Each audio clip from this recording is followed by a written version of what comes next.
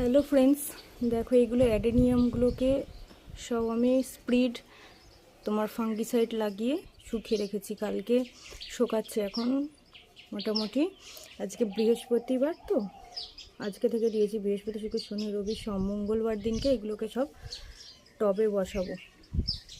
তো দেখো তোমাদের কেমন লাগছে জিনিসটা, দেখেছো?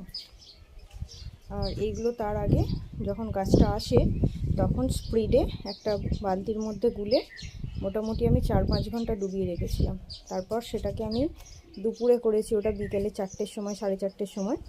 তারপর এগুলোকে আমি আবার মোটামুটি সন্ধে 9টা অবধি, রাত্রির 9টা, 9:30 অবধি, 9টা অবধি ধরো জলের মধ্যে ছিল। তারপর 9টার পর এগুলো এরকমভাবেই জল থেকে তুলে রেখে দিয়েছিলাম। এখন সেগুলোকে আবার ফাঙ্গিসাইড লাগিয়ে এখন রোদ দিয়ে রেখেছি। এরকমভাবে 5 দিন থাকবে। ঠিক আছে, আমি এটাকে আবার বসাবো মঙ্গলবার দিনকে।